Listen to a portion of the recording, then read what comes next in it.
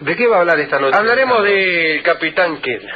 Hablando de caramelos, hablaremos del Capitán Kidd. Digamos, ya que el asunto tiene que ver con piratas, ¿no? El Capitán Kidd era un pirata. Digamos que la guerra de 1689 entre Inglaterra y Francia representó una especie de perturbación para la vida de los piratas, porque los gobernadores ingleses de las costas norteamericanas, desde luego Norteamérica está en poder de Inglaterra entonces, dieron patentes de corso a algunos marinos para que se dedicaran a desvalijar a los barcos franceses allí donde estos se encontraran.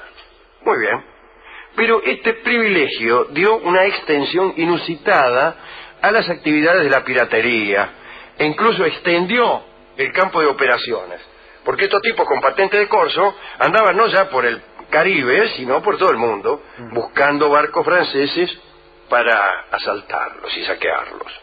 Partían generalmente de Boston y llegaban hasta el Océano Índico en sus correrías contra los barcos mercantes de Francia.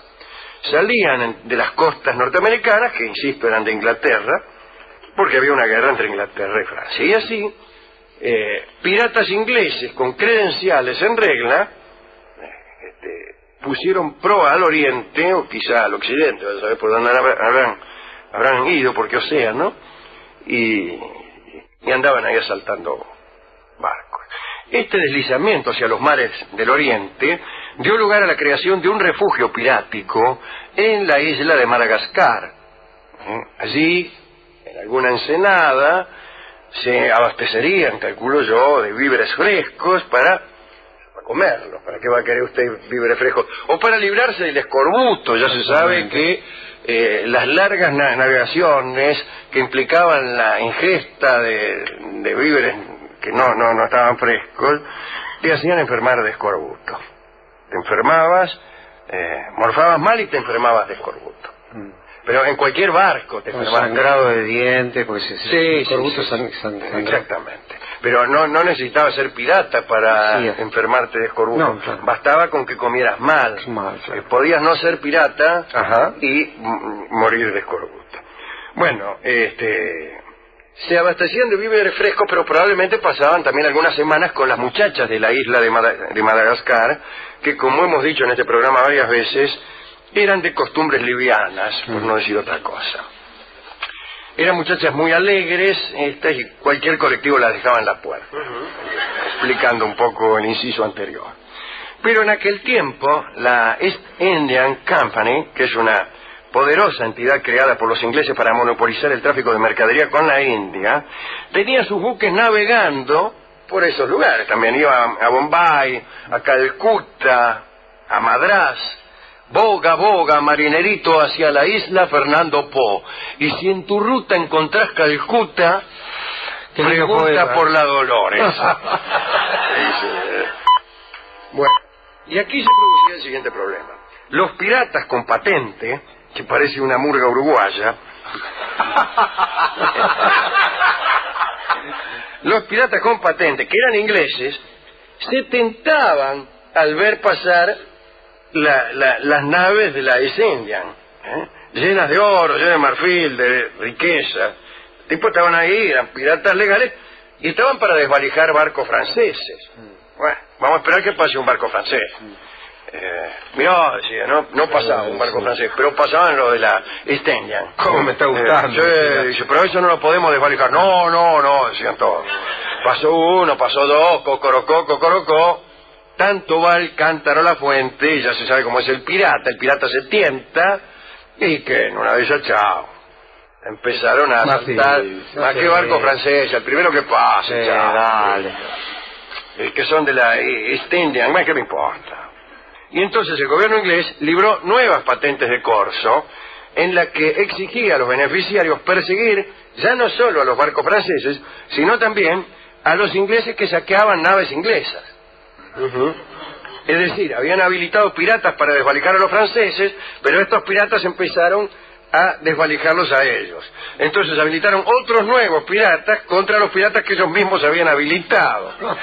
Usted me dirá, bueno, así podrían producirse generaciones de patentes de corso, una tras otra, cada una destinada a impedir la acción de las anteriores. Bueno, uno de los nombrados en esta segunda generación de corsos fue el capitán Kidd, y de él vamos a hablar.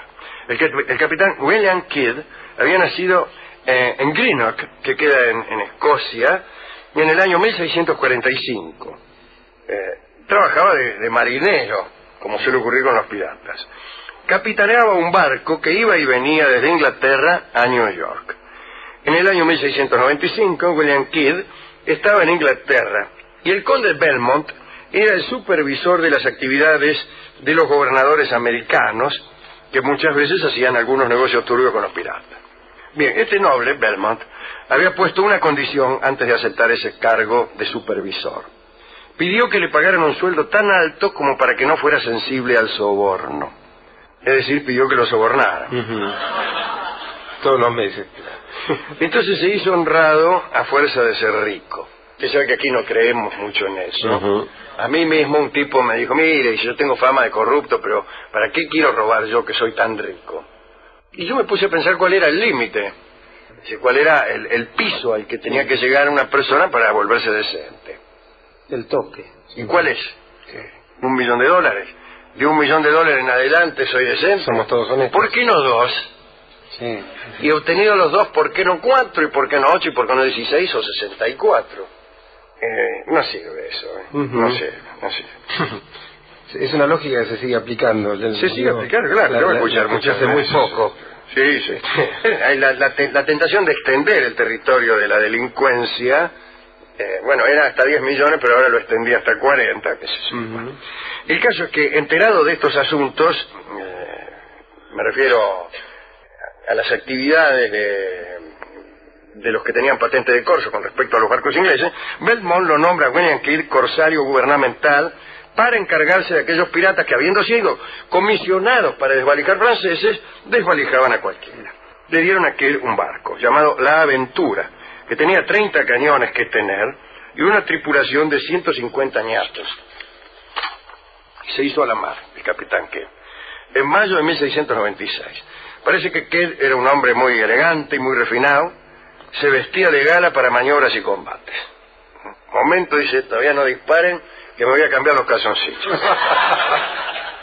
Llevaba guantes de cabretilla con vueltas de encaje de Flandes. Y fue para el lado de Madagascar, allí donde los piratas descansaban. Porque sabía que muchos de los piratas que él buscaba estaban ahí. Pero no encontró nada. Siguió 3 meses de navegación, no capturó a nadie. Y la expedición se prolongó y se prolongó demasiado, con consecuencias terribles, porque empezaron a escasear los víveres y el estado de la tripulación era espantoso. Los hombres se morían de distintas enfermedades, un desastre. A todo esto, permanentemente se cruzaban con las naves de la East India Company, y aunque la tentación era muy grande, William Kidd se abstuvo de perpetrar saqueo alguno. Bueno, pasaban los días, la situación se tornaba insostenible. Muchos de los tripulantes sufrían delirios, alucinaciones, y entonces un día William Kidd decidió pasar a la acción y se afanó 3 o 4 barcos armenios, árabes, holandeses y portugueses. Y chao. No tenía permiso para atacar esos barcos. Ya dijimos que solo tenían permiso para atacar ingleses que hubieran atacado antes otros barcos ingleses. Pero bueno, incluso muchos tenían mercadería para su graciosa majestad, es decir, Guillermo III, rey de Inglaterra. Finalmente se enteró que ya se sabía en Inglaterra de sus andanzas. Al tiempo se enteró, ¿no?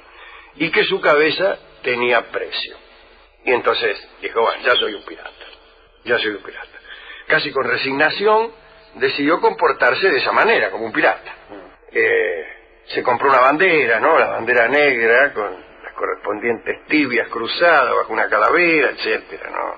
Empezaron a regir las leyes de la piratería en su barco, prohibieron los juegos de naipes y dados, las luces debían estar apagadas a las 8 de la noche, si un hombre quería beber más allá de esa hora tenía que hacerlo en la cubierta.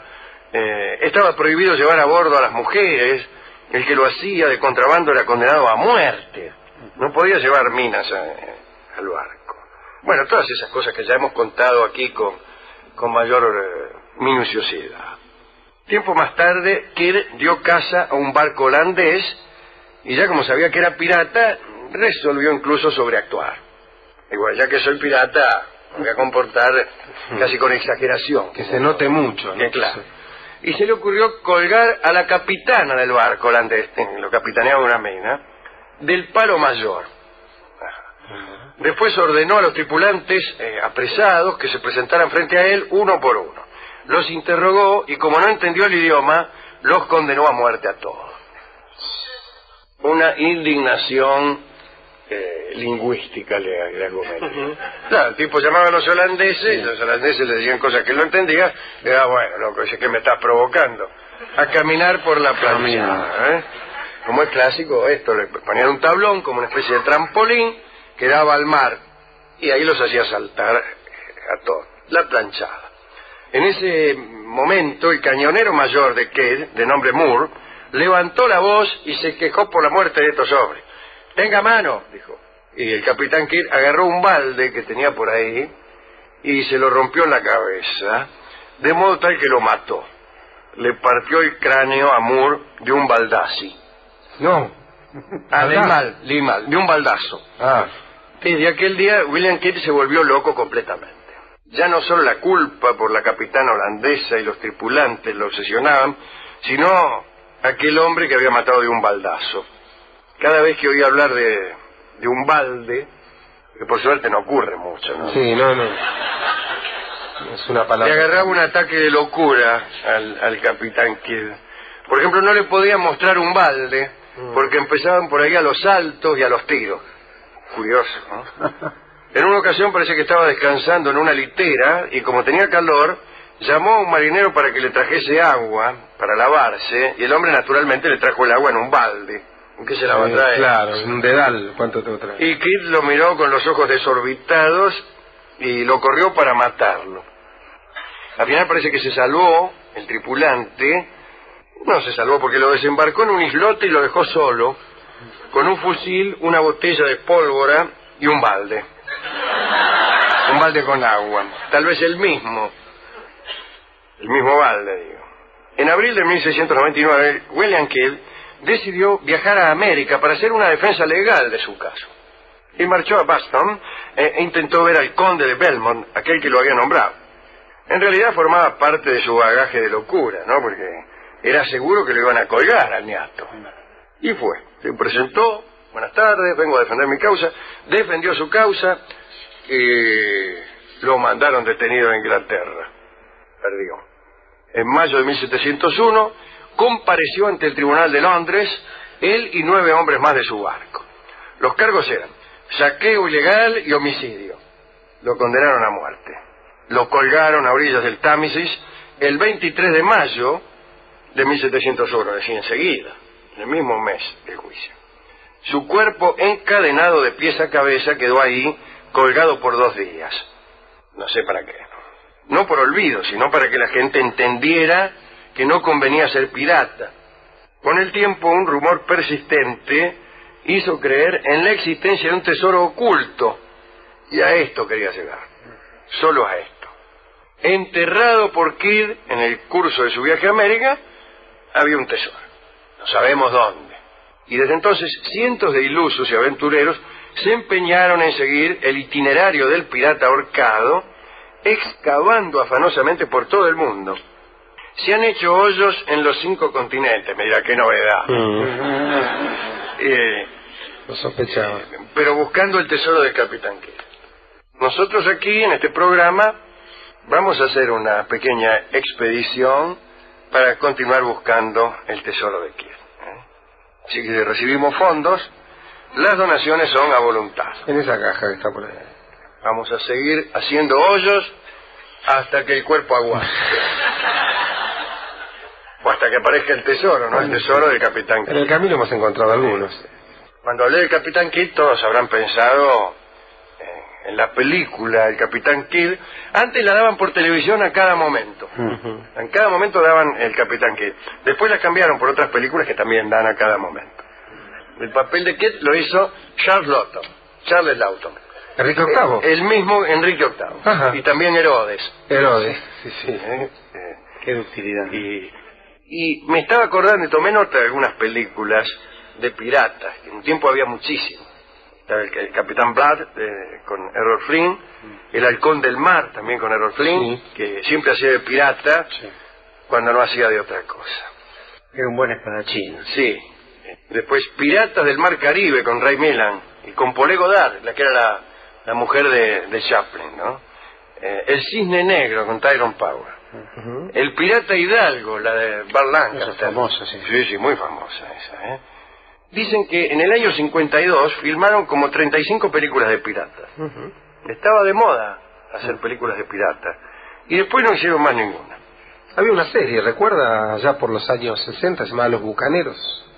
No me acuerdo. Una serie americana. Pero dejaron, hasta que hicieron ahora una con Johnny Depp. Sí, Piratas del Caribe. Sí. Pero... ¿Eh? Sí, muy maquillado el hombre, ¿no? Sí, papirata. Yo me lo confundí. Como no era que no se podía. Claro, sí. Sí, muy maquillado, un poco desagradable. Pero ahora ya no hacen tantas películas de piratas, pero porque les gustaba hacer películas. Eran todas iguales, ¿no? Tipo ahí, una camisa. Y hay una de una mujer pirata que daban siempre, que no me acuerdo cómo se llama. Sí. Qué raro, ¿no? Pues si estaba prohibido meter mujeres en el barco, en las películas piratas estaba lleno de mujeres. Siempre los tipos una roña tenían y la mina empilchada como para ir a la enramada. Unos escotes así de enjuagadita, puntillas, satenes, qué sé yo, Virginia Mayo, todas esas minas, Patricia Medina. Bueno, minas que desaparecieron junto con las películas de piratas. Y los nietos, y las minas que entraban en Esta creo que era la hija del Capitán Blood, una de esas. También, sí. Y bueno. Y ahí estaba el pirata Barba Negra, amigo de este programa, aquel que prendía la mecha de los cañones con la barba, porque tenía en la barba varios yesqueros ardiendo, o varias mechas ardiendo. ¿Te imaginás? Tipo, prendía los cañones con el fueguito de la barba. Y todos dicen que le tenían miedo por eso. No, tenía miedo porque te liquidaba. No porque tenía la barba con fueguito. Esa es una gilada. Tipo, te colgaba del palo mayor. Sí, porque tenía la barba larga. No tengo 5 años. No me dan miedo las barbas largas. Me dan miedo los piratas que te enfocan el cañón ahí y te tiran un tiro. ¿Qué me importa un tipo con la barba larga? ¿Usted qué prefiere? ¿Ver un tipo con la barba larga o uno que le vuela la cabeza de un pistoletazo? Sí, por muy lampiño que fuere. Claro, déjeme. Bueno. Qué cosa, ¿no? ¿A quién quiere dedicar esta charla? Digo, ¿cómo a veces no se aprende de la historia? Pensaba Alejandro, ¿no? Digo, porque algo parecido a lo que le ocurrió a los ingleses con los piratas le ha pasado a otra nación bastante importante, bastante amiga de los ingleses también, con especies de delincuentes que ellos arman para atacar enemigos y se le vuelven en contra, ¿no? Sí. Y lo sufrimos todos. Pero bueno, vamos a dedicar esto a las muchachas de Madagascar, que parece ser que son marcaban 1.40 la milla. Sí, del carácter que a nosotros nos gusta. Sí, a los muchachos honestos que hemos conocido a lo largo de nuestras vidas y que no eran honestos porque tenían $1 millón, sino porque solamente eran honestos. Exactamente, sí. Y al amigo Moore, que de algún modo cuando levantó la mano y ligó el baldazo... la mano y la ligó por defender a... Nos remite a nuestro querido Sargento Cruz, de alguna manera. Está muy bien, no voy a permitir que maten así un valiente. Exactamente. Señores, vamos a escuchar, hemos buscado tangos de piratas y no hay. Salvo el tango pirata, que haces pirata sentado en la vereda, pero no lo tenemos. Sí. No lo conozco, ¿eh? Y hemos elegido, en atención a este episodio en el que Kidd regresa a Inglaterra para hacerse juzgar, el tango que se llama De vuelta al Bulín. Es un tango muy lindo y que seguramente ha sido compuesto pensando en un pirata que regresaba para defender su causa. Lo escucharemos por Ciriaco Ortiz y Ubaldo de Lío. Un dúo de bandoneón y guitarra muy poco difundido. Ciriaco Ortiz es un legendario bandoneonista cordobés. Y desde luego Ubaldo de Lío, un amigo de este programa que por lo general es oído en compañía de Horacio Salgán o el Quinteto Real, ¿no?